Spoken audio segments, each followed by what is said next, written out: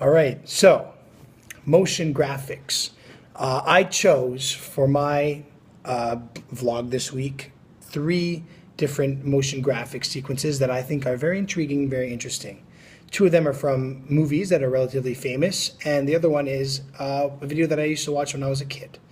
So, first of all, The Matrix opening sequence, and I mean, I guess throughout the whole movie, you kind of see those digits, the green digits going up and down, and I think it's very intriguing because you kind of don't know what's happening at the beginning of The Matrix. They refer to somebody, they're going to kill somebody, and then the girl says, "No, no," Morpheus says that he's the one, and then you're like, "Oh, the one, what's the one?"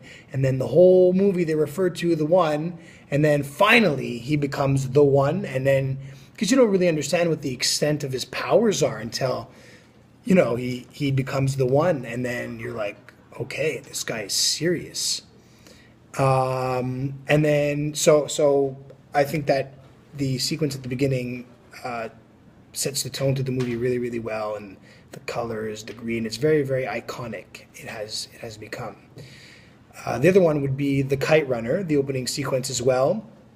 It has this Arabic music in the background and an Arabic style writing with the transitions from title to title being through these interesting lines that kind of take an Arabic twist, and it really, really sets the tone to the movie as well, with the music in the background. And The Kite Runner is one of my favorite books and one of my favorite movies. Very, very powerful story.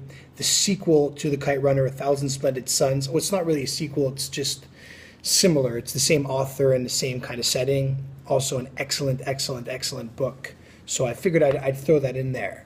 The third one that I chose is a video called End of Z World that was published. I think it's one of those, E-Bombs World from back in the day. I remember I was 12 years old, and I would, during the summertime, I'd go hang out at my buddy's place after camp. He lived near the camp. And we watched this video, God knows how many times. It's a little bit infantile and childish. It's basically the story of, what would happen if, different countries launch their nuclear bombs, and it's comedy. It's funny. It's like, the Canadians were like, "What's going on, eh?" And there's a hockey player kind of lying down on the ground with his leg chopped off. It's all animated, and the writing is cool too because it's all being written on the screen as it happens. So I think it's a really, really interesting sequence, and if might as well not choose something that is super obvious like The Matrix and The Kite Runner, and something a little different. So I'm gonna post those three things up there. Okay, for my motion graphics project, obviously you dream of, I'd love to do this, I'd love to do that. When I start getting the hang of After Effects, when I start getting a feel for it, I'll be in a position to know what I can do, and what I wish I can do. For a start, obviously. But one of my favorite books is Child 44.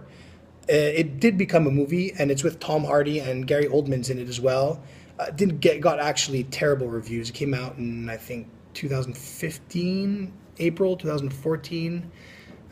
It didn't come out in Canada for some reason, and I was looking forward to watching this for a while because I really, really, really liked the book. And I found a stream of it eventually, and I kind of watched half of it. It was a bad feed and stuff, so I was over it.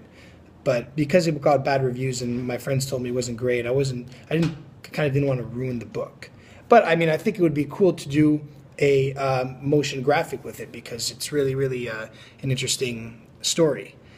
And the other thing, I think it would be cool to do a Star Wars one, perhaps, but because it's relevant with the new Star Wars movie coming out and the new video game. But I mean, I feel like that's a little too obvious, and it'll be done a lot. Not that it wouldn't necessarily be good, but I think it'd be cool to explore something that's maybe a little original and have people discover new things. So I'm certainly looking forward to working with After Effects. I've never touched that before in my life, so it'll be another adventure. And I think that if I apply myself, as I always try and do, I should come out with a pretty nice product by the end of it. But we'll see where it takes me, and it should be fun. Awesome.